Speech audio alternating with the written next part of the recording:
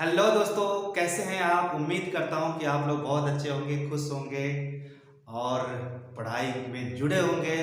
तो मैं आपका दोस्त, आपका टीचर, आपका होस्ट एचएन सिंह आप सभी लोगों को बहुत बहुत स्वागत करता हूं अपने इस चैनल जीनियस मेकर में। मैं आज फिर आपके लिए लेकर आया हूं नेक्स्ट चैप्टर, यानी आप इससे पहले वाले वीडियो में आपने सीखा था सब्जेक्ट और ऑब्जेक्ट का अंग्रेजी में इस्तेमाल करना।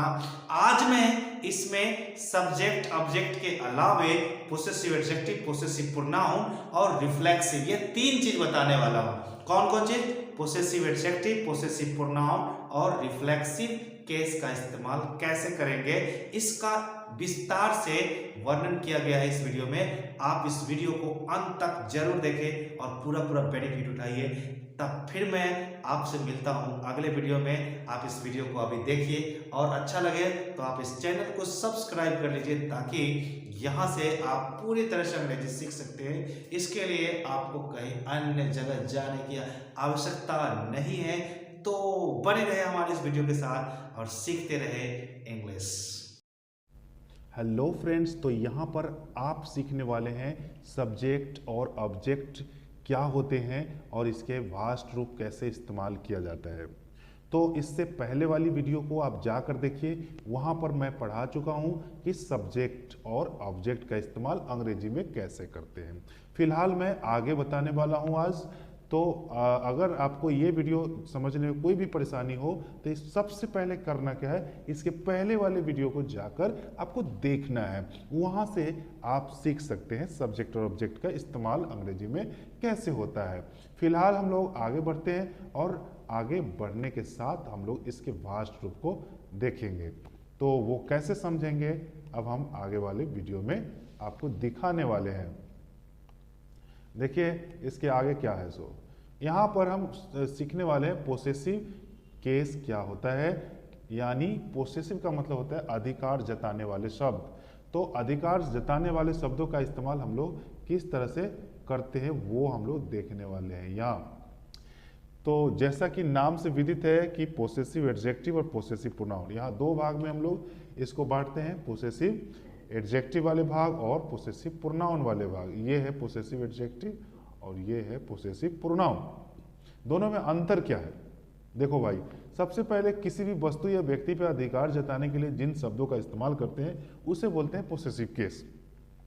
जैसे कोई व्यक्ति बोलता है कि यह कलम किसकी है, तो इसके लिए कई प्रकार के अधिकार सूचक शब्द होंगे, जैसे मेरी, उसकी, हमारी, आपकी, उन लोगों की। ठीक है, तो इस तरह के तमाम जो है अधिकार सूचक शब्द आ जाएंगे। लेकिन अंग्रेजी में समस्या क्या होती है कि दो दो पोसेसिव केस का इस्तेमाल होता है। तो पोसेसिव एडजेक्टिव और दूसरा है पोसेसिव प्रोनाउन। तो कहाँ पर पोसेसिव एडजेक्टिव का इस्तेमाल करना है और कहाँ पे पोसेसिव प्रोनाउन का इस्तेमाल करना है, ये हमें सीखना यहाँ पर जरूरी है। तो सीखना शुरू करते हैं। यहाँ पे मैं कुछ बात आपको नोट में लिख कर बताता हूँ जो कि बहुत ही महत्वपूर्ण है। जैसे चलिए मैं पेन को और थोड़ा पतला कर लेता हूँ, तो जो है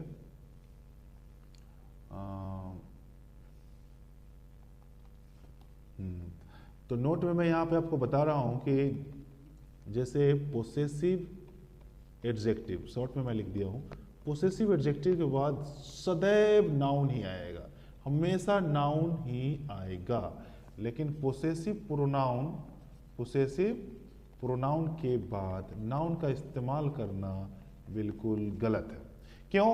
क्योंकि प्रोनाउन जब आप सीखे होंगे कभी, तो प्रोनाउन का डेफिनेशन होता है नाउन के बदले आने वाले शब्द। नाउन के बदले का मतलब उसके साथ नाउन नहीं आ सकता। जब पोसेसिव प्रोनाउन आएगा तो नाउन नहीं आएगा, लेकिन पोसेसिव एडजेक्टिव आएगा तो नाउन आएगा। पोसेसिव एडजेक्टिव नाउन के साथ वैसे ही आता है जैसे नेताजी के साथ बॉडीगार्ड आते हैं। ठीक है, तो जहां भी नेताजी जाएंगे बॉडीगार्ड साथ में जाएगा। उसी तरह से नाउन की विशेषता बतलाने वाले जो होते हैं शब्द वो एडजेक्टिव होता है और उसके साथ ही आते हैं। ठीक है, ये तो क्लियर हो गया। लेकिन प्रोनाउन के साथ नाउन कभी नहीं आएगा। ठीक है, या तो प्रोनाउन आएगा नहीं तो नाउन आएगा। तो अब आप समझ चुके होंगे कि ये वाला जो भाग है ये वाले जो भाग है यानी mine, ours, yours, his, hers, ठीक है, देयर्स, नेम्स, ये वाले भाग जब भी आते हैं तो अकेले आते हैं, इनके साथ नाउन नहीं आते हैं। स्पष्ट हो गया?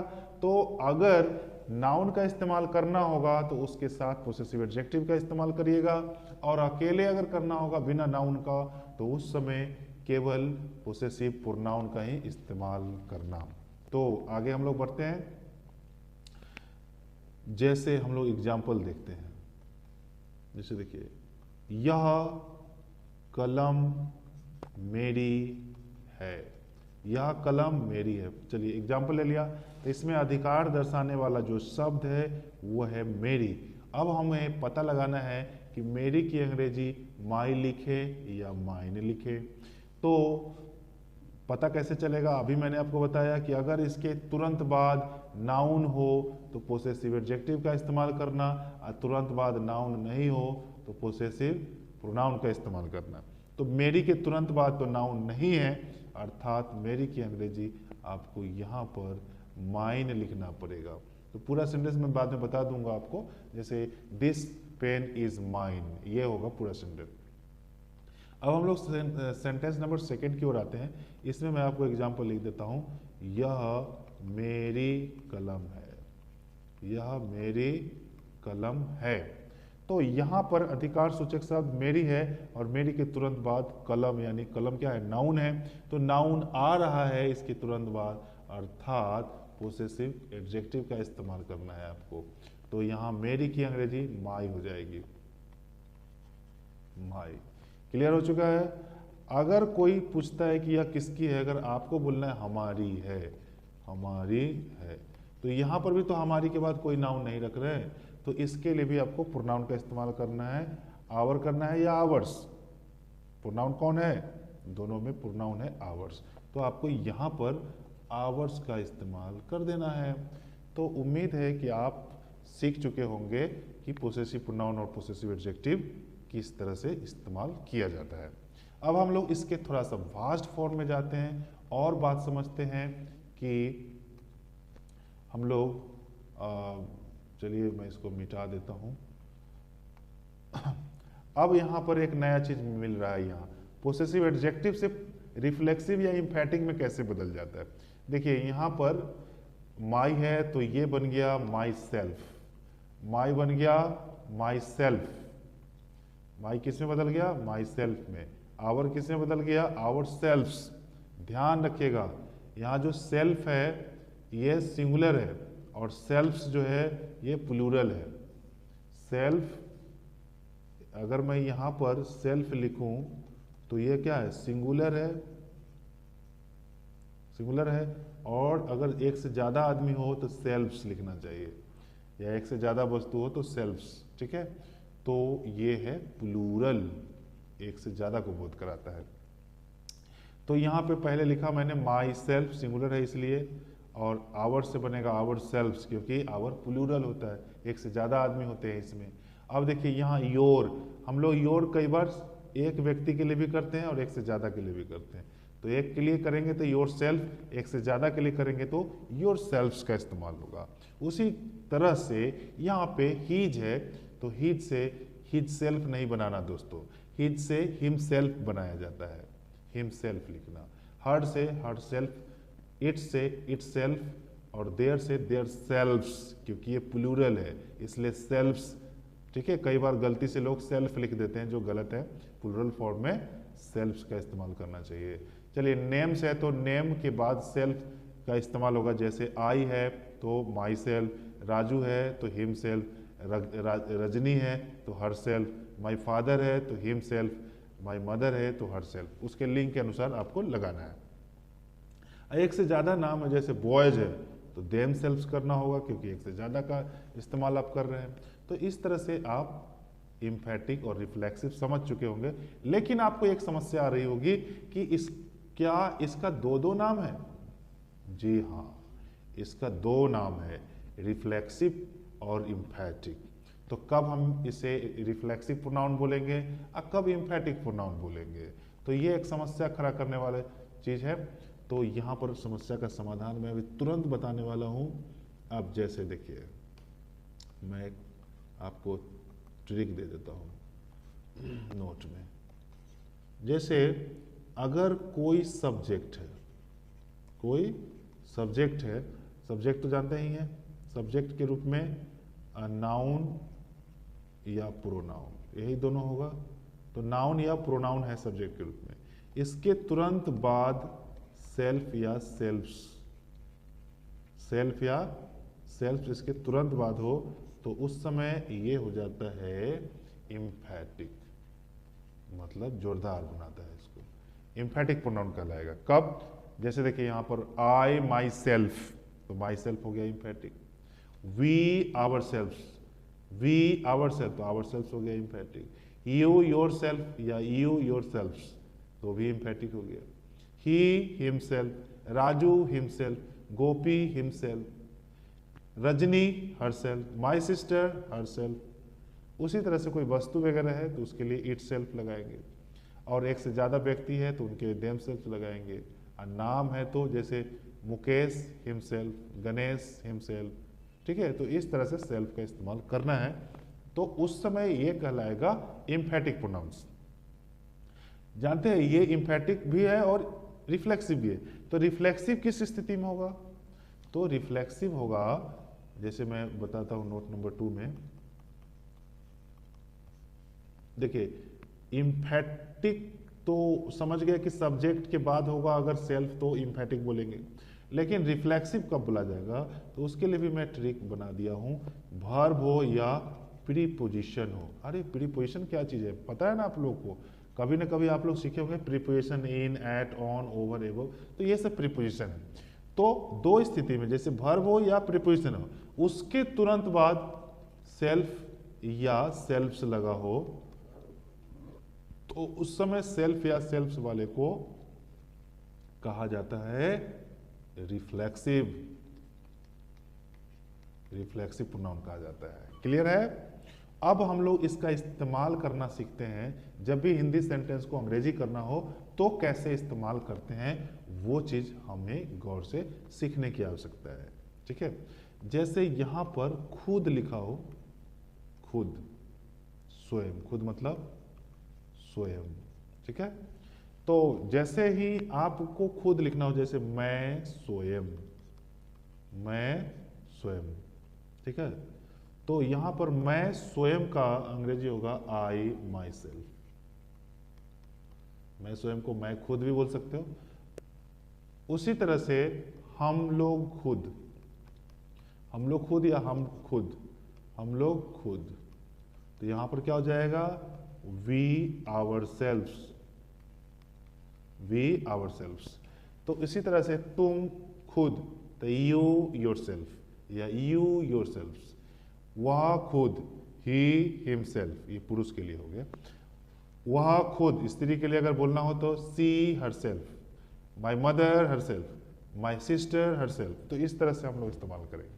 उसके बाद वस्तुओं के लिए इट से बनेगा इट सेल्फ, जैसे मेरी कलम खुद, तो माई पेन इट सेल्फ, ठीक है, इस तरह से इस्तेमाल करेंगे। वे लोग खुद, दे देम सेल्फ्स। बच्चे लोग खुद, द चिल्ड्रेन देम सेल्फ्स, ठीक है। तो और उसके बाद नाउन के साथ भी राजू खुद, राजू हिमसेल्फ। सीता खुद, तो सीता हर सेल्फ, ठीक है। लड़के खुद, द बॉयज देम सेल्फ्स। तो खुद की अंग्रेजी आप अच्छी तरह से समझ चुके होंगे। तो उम्मीद है कि आप खुद की अंग्रेजी बहुत बेहतर ढंग से समझ चुके होंगे। अब हम लोग आगे बढ़ते हैं कि अपना का अंग्रेजी क्या होता है, अपने आप, अपने की अंग्रेजी, ठीक है। तो उसको सीखने के लिए थोड़ा सा हम आगे ध्यान देते हैं। चलिए अपने की अंग्रेजी बताते हैं। जैसे देखिए, वह अपने पिता का आदर करता है, वह अपने पिता का आदर करता है। तो अपने का यहां पर अंग्रेजी क्या होगा? कैसे डिसाइड करेंगे कि अपने की अंग्रेजी क्या होगा? तो यहां पर है ही, तो ही से बनेगा अपने का हिज, ठीक है। वह अपने पिता का आदर करता है तो ही रिस्पेक्ट हिज फादर। अगर मैं से बनाना होगा तो माई माई बनेगा, ठीक है। जैसे मैं अपने पिता का आदर करता हूं, मैं अपने पिता का आदर करता हूं, तो क्या क्या हो जाएगा यहां पर, आई माई सेल्फ, ठीक है, sorry, I respect my father, ये हो जाएगा। तो अपने की अंग्रेजी बदलता रहता है। जैसे तुम अपने पिता की आदर करते हो तो यू रिस्पेक्ट योर फादर, हम लोग अपने पिता का आदर करते हैं तो वी रिस्पेक्ट आवर फादर। तो इस तरह से सब्जेक्ट के हिसाब से अपना का अंग्रेजी बदलता रहता है, ठीक है। तो ये क्लियर हो चुका होगा। अभी हम आपको और बता दें, जैसे रिफ्लेक्सिव में क्या होता है, रिफ्लेक्सिव में वर्ब के बाद सेल्फ वाला ये सब आता है, तो वहां पर खुद को क्या है, यहां पर खुद को की अंग्रेजी देखिए। जैसे एग्जाम्पल देखिए, वह खुद को धोखा देता है, वह खुद को धोखा देता है। तो जैसे he cheats himself, ठीक है, उसने खुद का परिचय दिया। तो he introduced himself, ऐसे हो जाएगा he introduced himself। तो himself, herself, yourself, ये सब का इस्तेमाल खुद को के सेंस में भी कर सकते हैं। क्या तुम खुद को गाली दे रहे हो, तो यहाँ खुद को की अंग्रेजी योर सेल्फ हो जाएगा, ठीक है। Do you abuse your self, तो यहाँ पे आप समझ चुके हैं कि खुद को की अंग्रेजी क्या होगी। इस तरह से आप सब्जेक्ट और ऑब्जेक्ट, पोसेसिव एडजेक्टिव और पोजेसिव प्रोनाउन, इसके अलावा रिफ्लेक्सिव प्रोनाउन और एम्फैटिक प्रोनाउन क्या होता है, इसे भी आप आसानी से समझ चुके हैं। तो इन तमाम चीज़ को समझने के बाद और समझाने के बाद मैं आपसे लेता हूँ विदा। आपसे मिलूंगा नेक्स्ट वीडियो में, तब तक के लिए सब बखैर, बाय बाय।